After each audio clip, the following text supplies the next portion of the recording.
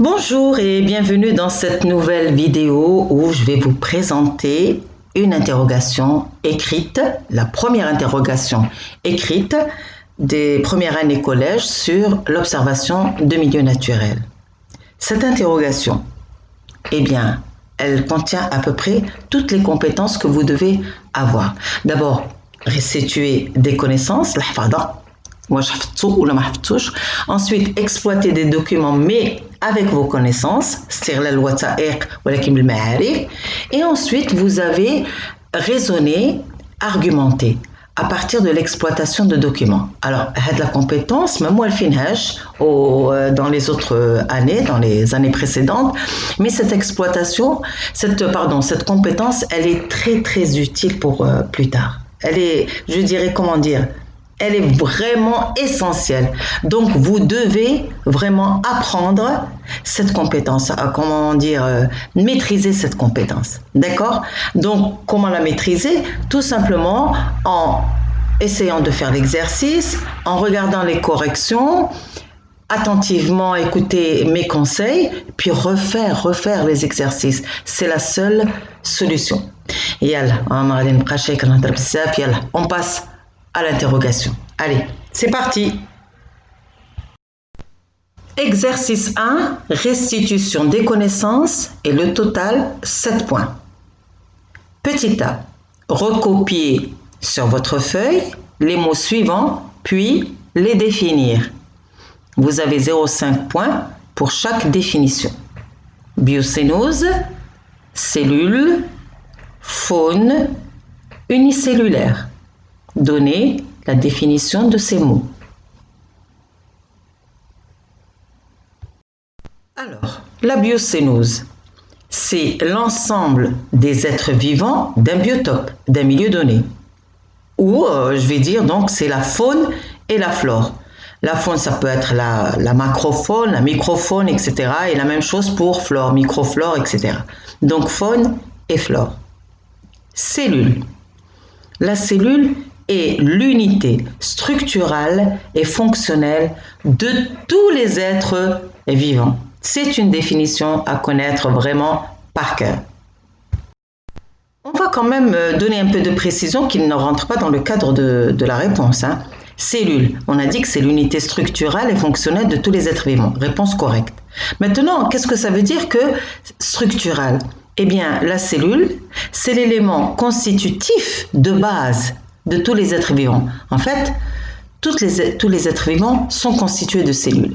Et fonctionnelle, la cellule a une fonction. À l'intérieur de la cellule se déroulent de nombreuses réactions chimiques. On l'appelle le métabolisme. D'accord? Maintenant, faune. La faune correspond à l'ensemble des espèces animales. Si on veut aller plus loin, on va dire que la faune correspond à l'ensemble des espèces animales vivant dans un même espace géographique à une époque donnée. Mais bon, pour vous, la faune correspond à l'ensemble des espèces animales. Unicellulaire. Alors là, c'est très facile. Uni, ça veut dire un.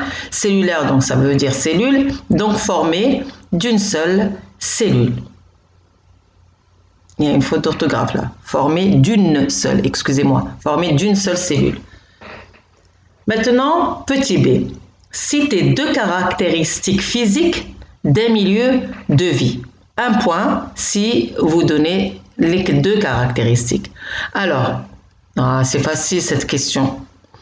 Les caractéristiques physiques d'un milieu de vie, température, éclairement, ça peut être aussi le sol, la nature du sol, ça peut être l'humidité, etc. Bon, là, je vous en ai donné 2, la température et l'éclairement.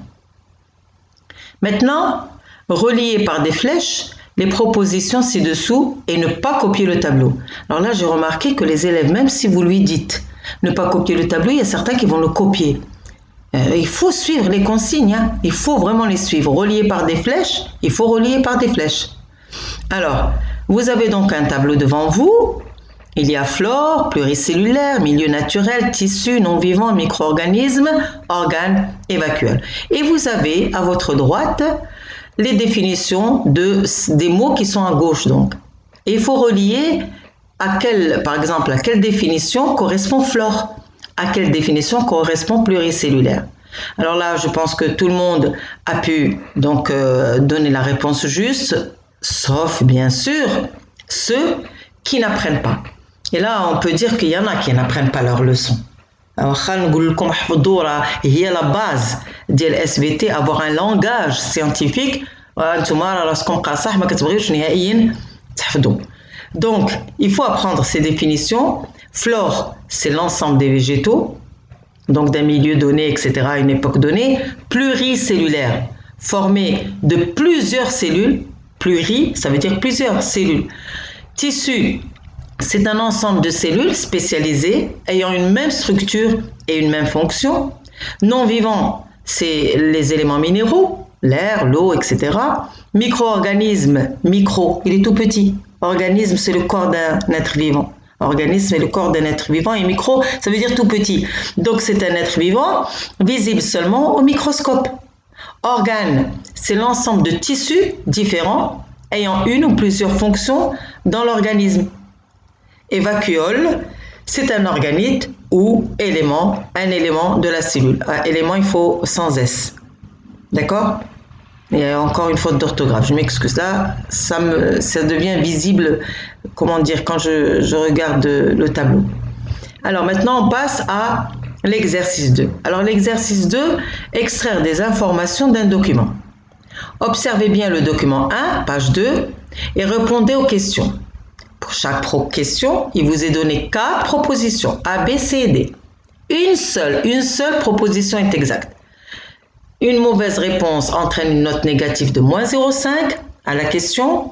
Ne rien cocher ne donne aucun point, donc il n'y a pas de risque. Et une bonne réponse entraîne une note de 1 point. Donc si vous ne connaissez pas la réponse, si vous n'êtes pas sûr de vous, ne cochez rien. D'accord? Ne cochez rien. Vaut mieux avoir 0 que moins 0,5. Et quand vous êtes sûr de la réponse, répondez en cochant X devant les lettres, devant les lettres A, B, C, D de la proposition exacte. Et là, malgré ça, il y a des élèves qui cochent derrière les phrases. Non, il faut cocher devant les lettres. Alors, regardez bien l'image que vous avez ici. Regardez-la bien.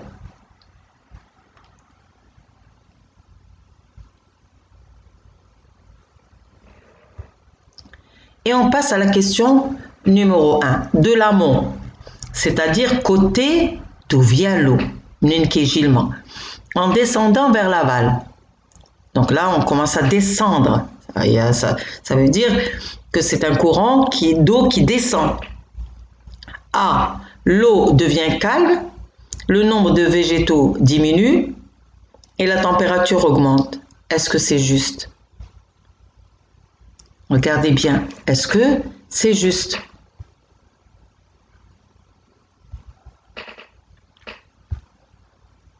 L'eau devient calme. Eh bien oui, elle devient calme. La station 1, elle était très agitée, station 2 agitée et station 3 au calme. Le nombre de végétaux diminue. Ben non, ça c'est faux. Parce que le nombre de végétaux, au contraire, regardez, au départ, la station 1, aucun végétal. La station 3, regardez. Et la température augmente, ça c'est juste. Donc, on ne peut pas cocher cette réponse parce qu'il y a une affirmation qui est fausse. C'est le nombre de végétaux qui diminue. D'accord. On regarde la question toujours numéro 1, grand B. L'eau devient agitée et la température augmente. Est-ce que c'est vrai? Évidemment, non. L'eau devient agitée, c'est faux. La température augmente, c'est juste. Donc B, on ne peut pas cocher. Maintenant, on regarde la C. De l'amont, côté d'où vient l'eau en descendant vers l'aval, la température augmente, l'eau devient calme et le nombre de végétaux augmente. Est-ce que c'est vrai? Eh oui, c'est vrai. La température augmente, l'eau devient calme et le nombre de végétaux augmente. Bravo. C'est là, C. Et comme c'est la seule proposition juste, donc est-ce qu'on va regarder la D? Eh bien, il faut toujours regarder toutes les réponses d'un QCM, toutes, même si vous êtes sûr que ça, c'est la réponse juste. Eh bien, la D, on dit l'éclairement augmente, la température augmente de 11,5 degrés C à 16 degrés C. Alors, ce qui est faux, bien sûr, c'est est-ce qu'on a des informations sur l'éclairement? Mais non, mais on a l'éclairement. Donc, la D est fausse. Donc, la seule juste, c'était la C. Maintenant, on va regarder la question numéro 2.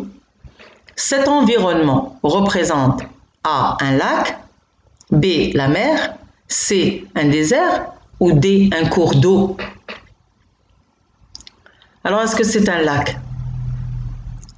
Un lac, l'eau est calme en général dans un lac. Le lac Sidi Bouraba, vraiment, il n'y a pas un courant d'eau.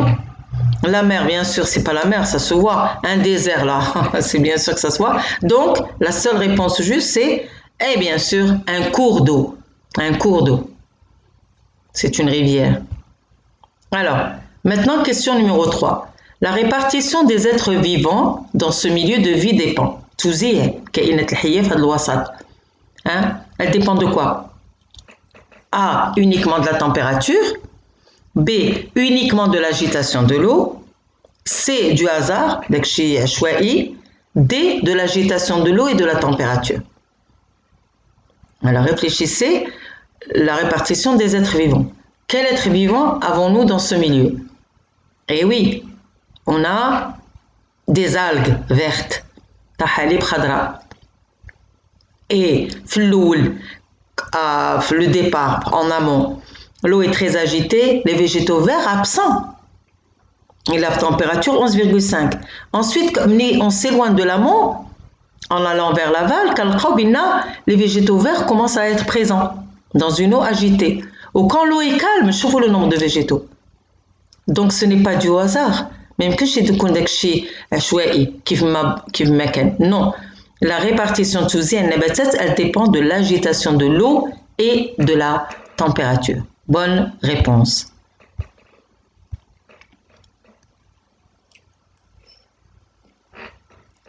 Question numéro 4. Les végétaux de ce milieu appartiennent A, à la flore aquatique, B, à la faune aquatique, C, aux micro-organismes et D, aux végétaux terrestres. Alors déjà la D, végétaux terrestres, donc D c'est sûr que c'est faux. Micro-organismes, les végétaux. Donc c'est pas des micro-organismes, non. À la faune aquatique, faune c'est l'ensemble des animaux. Donc est-ce que on parle de végétaux, on ne parle pas d'animaux. Donc A, oui c'est la seule juste à la flore aquatique qui se trouve dans ce courant d'eau. Donc la réponse juste c'est la flore aquatique. Et donc vous avez un point pour chaque réponse bien sûr qui est juste. Question numéro 5. On distingue dans cet environnement A, des organismes vivants seulement, B, des composantes minérales et des organismes vivants. Donc des composantes minérales, ça veut dire le non-vivant et des organismes vivants. Des manifestations d'activité humaine et D, une faune. Alors qu'est-ce qu'on observe? Et oui, des organismes vivants seulement là.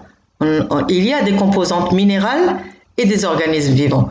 Donc la B, elle est juste. D'accord? La B, elle est juste dans cet environnement. Exercice 3, là, il y a eu des problèmes dans cet exercice.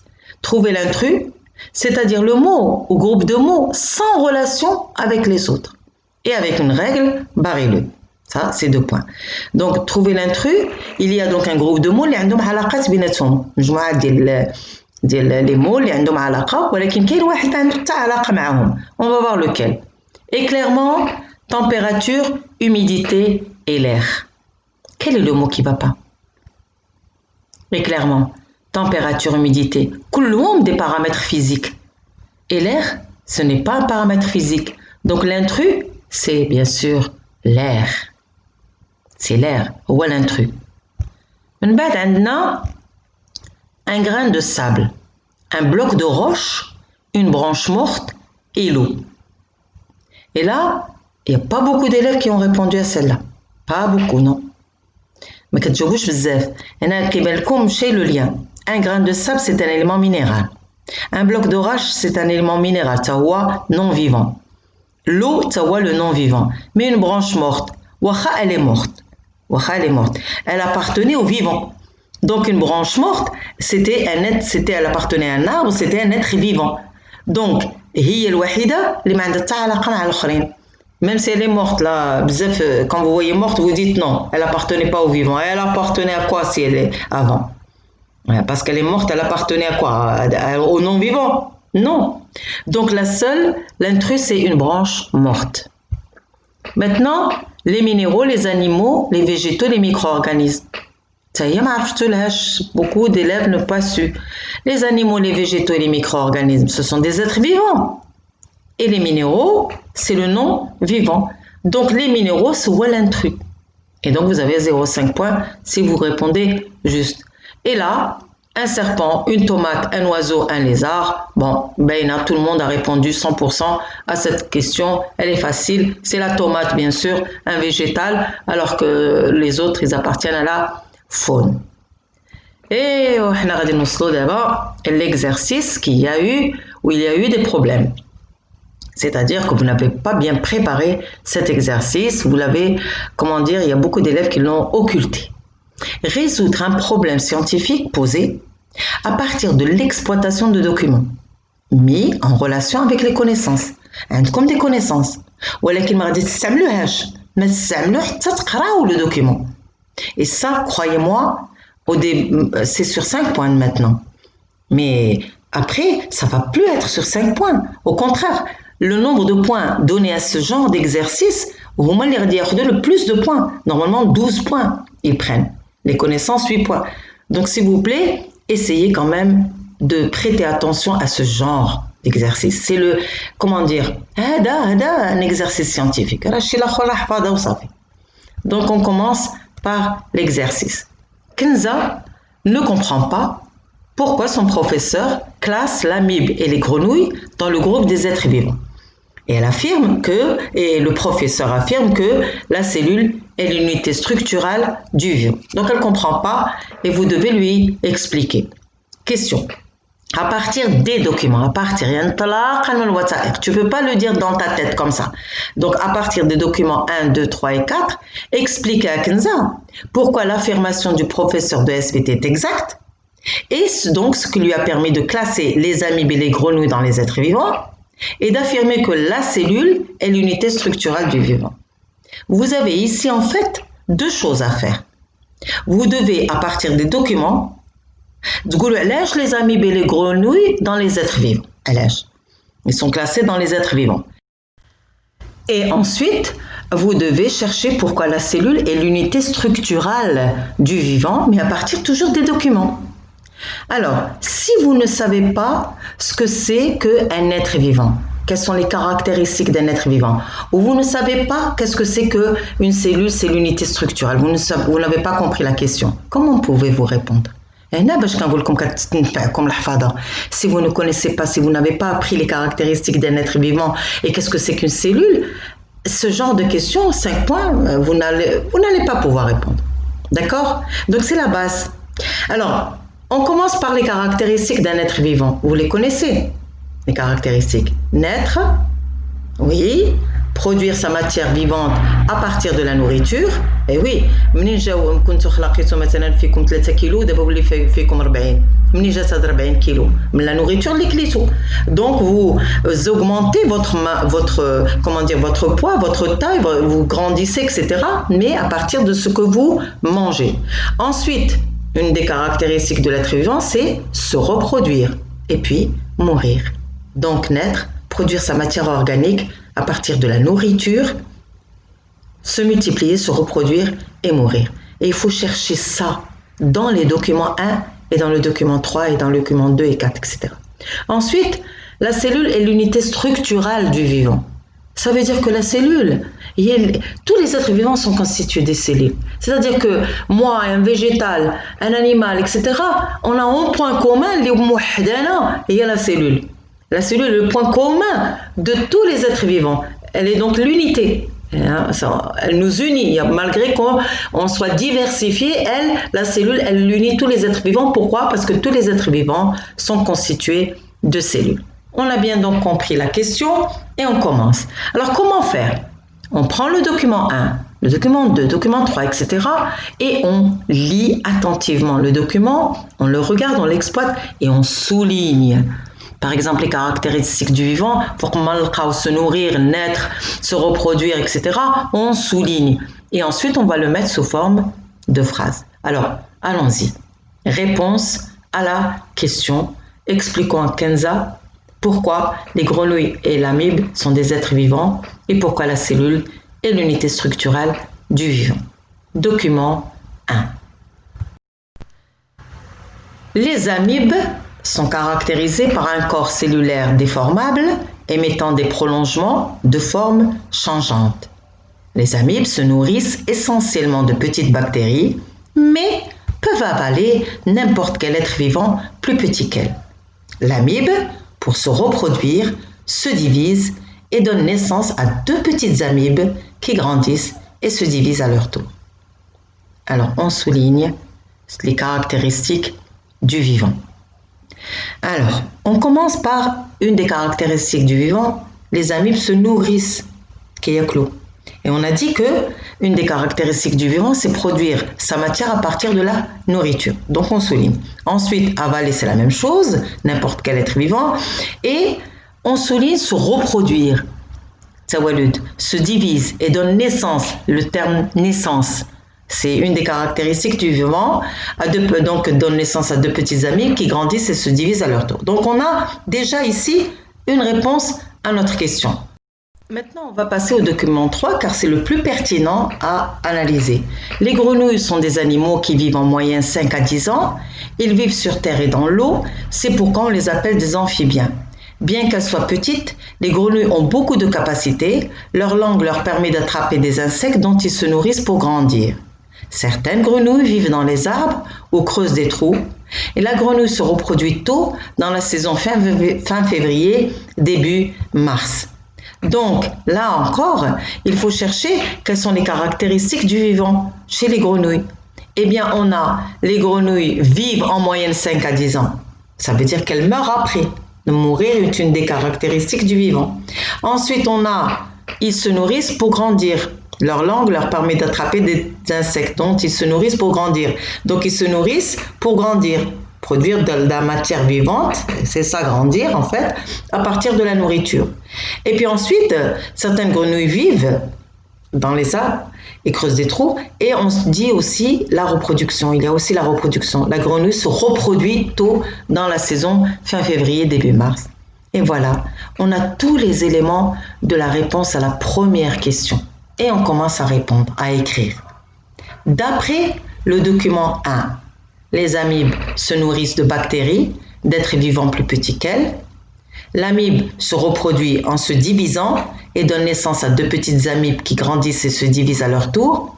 Et d'après le document 2, les grenouilles meurent après 5 ou 10 ans, se nourrissent d'insectes pour grandir, se reproduisent fin février, début mars. Vous voyez, j'ai formé une phrase à partir des mots que j'ai soulignés. Enfin, j'ai formé certaines phrases, des phrases, à partir des mots que j'ai soulignés, de façon que ça soit cohérent, compréhensible, et ensuite, or, naître, produire sa matière vivante en se nourrissant pour grandir, se reproduire et mourir sont les caractéristiques d'un être vivant. Donc, أنا جبت المعرفة ديالي. Or, naître, il y a la base, علاش غادي نعتمد pour faire la déduction ديالي, la conclusion. Et la conclusion, il y a, or, les amibes et les grenouilles possèdent donc ces caractéristiques et donc ce sont des êtres vivants. Voilà. Hein, c'était pas terrible. Maintenant, on passe à la question numéro 2. On regarde bien le document 2. Très très bien. Et vous voyez qu'il y a une photographie de l'amibe vue au microscope au grossissement 400 pardon, et on voit que l'amibe, en fait, c'est un organisme unicellulaire. Regardez bien. Organisme, micro-organisme, et elle est constituée d'une membrane plasmique noyau cytoplasme, c'est une cellule. Donc l'amibe est unicellulaire. Et donc on va l'écrire walloul. Donc on l'écrit, le document 2 nous montre une photo d'une amibe grossie 400 fois, constituée d'une membrane plasmique, cytoplasme et noyau. c'est-à-dire les constituants d'une cellule. J'en déduis donc que l'amibe est un micro-organisme unicellulaire. J'ai exploité le document 2. Maintenant, je prends le document 4 et je fais la même chose. Le document 4 nous montre une photographie de sang de grenouille, bon, grossi 400 fois si vous voulez, constitué de plusieurs cellules. Donc le sang de grenouille fait bzef la khalaya. Donc la grenouille est donc un organisme pluricellulaire, puisque son sang est fait de plusieurs cellules, et vous le savez aussi que la peau de grenouille, on a vu les cellules de peau de grenouille, donc la grenouille en fait, c'est un organisme quand même qui a plusieurs organes, et donc ces organes sont constitués de plusieurs cellules. Donc un organisme pluricellulaire, ça vous le savez, mais la photo nous le montre. Les globules rouges de sang, ce sont en fait des cellules. Maintenant, je vais récapituler ce que j'ai dit sur le document 2 et ce que je dis sur le document 4 et je vais faire ma conclusion. L'amibe et la grenouille sont toutes les deux constituées de cellules. Une seule cellule pour l'amibe, plusieurs pour la grenouille. J'en déduis que la cellule est l'unité structurale des êtres vivants. Ou bien que l'amibe et la grenouille sont des êtres vivants différents, tous les deux sont constitués de cellules. Une seule cellule pour l'amibe, donc c'est un micro-organisme unicellulaire. Plusieurs pour la grenouille, donc c'est un organisme pluricellulaire. J'en déduis que la cellule est l'unité structurale des êtres vivants. Alors, c'était comment? C'était terrible? Non, vous voyez bien que vous pouviez répondre à ces questions juste en exploitant très bien les documents.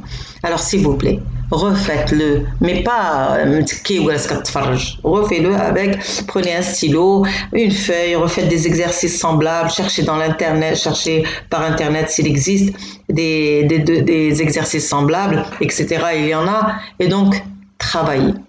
Allez, mais quand même, vous êtes en vacances, je pense, donc bonnes vacances et à bientôt à la rentrée scolaire. J'espère vous voir en pleine forme.